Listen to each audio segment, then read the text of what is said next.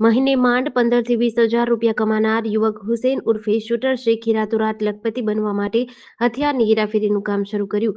શોર્ટકટમાં વધુ પૈસા કમાવવા માટે એક ડ્રાઈવરે ગુનાખોરીનો રસ્તો અપનાવ્યો, પરંતુ પહેલી જ ટ્રીપમાં તે પોલીસના હાથે પકડાઈ ગયો. મહારાષ્ટ્રથી હથિયાર લાવી તે ગુજરાતમાં ગ્રાહકને પહોંચાડે તે પહેલા જ પકડાઈ જતા પોલીસે જેલ ભેગો કર્યો છે.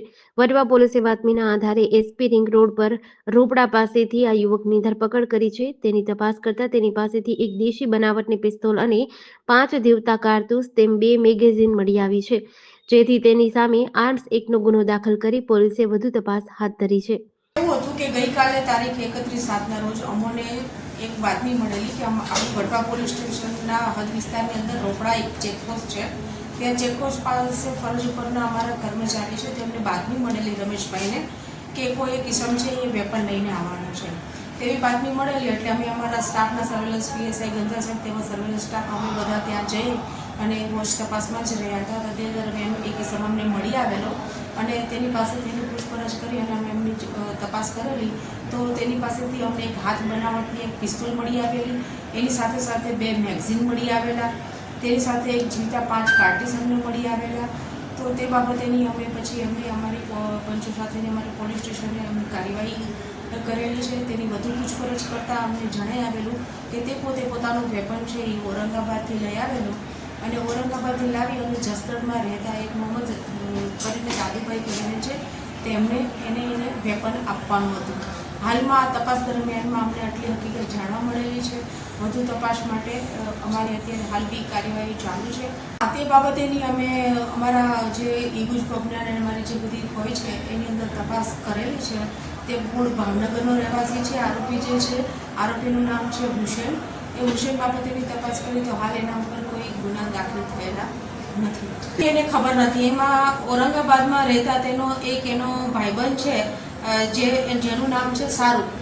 એ શાહરૂખે એને એવું વેપન આપેલી અને કીધેલું કે તારે આ જગ્યાએ જઈ અને આ વેપન તારે આપી દેવાનું છે. ત્યાં તું ઉતરીશ એટલે તને એક ફોન આવશે.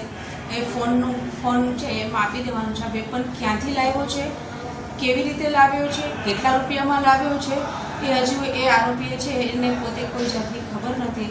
એટલે વધુ તપાસ માટે આપણે શાહરૂખ જે છે એ શાહરૂખની પૂછપરછ કરશું તો આપણને જાણવા મળશે કે કેટલા રૂપિયામાં લાવ્યો હતો અને આ જે દાદુને આપવાનું હતું મોહમ્મદ કરીને દાદુને, તો એ દાદુએ શું કામ વેપન મંગાવ્યું હતું, કયા પર્પઝથી મંગાવ્યું હતું, આની પાછળનો આશ્રય શું છે, આ વેપન ખરેખર આ બાબતેનું કોઈ થયું છે તો એ બાબતેની પણ તજવીજ અને પૂછપરછ અને તપાસ હાલ અમારી ચાલુ છે. આ પૈસા ડિલિવરી માટેના એને પૈસા ઓલરેડી 3000 રૂપિયા એને આપી દીધા હતા અને આ જો વેપનની ડિલિવરી કરે ત્યારબાદ એને 7000 આપવાના હતા તેવું તેને જણાવેલું છે. આ આરોપી છે હુસેન કરીને છે, જે હુસેન અબ્દુલ શેખ, એ મૂળ ભાવનગરનો રહેવાસી છે. એ 8-9 મહિના પહેલાં છે એ ત્યાં ઔરંગાબાદ રહેવા માટે ગયેલો છે એની પત્ની સાથે, પરિવાર સાથે.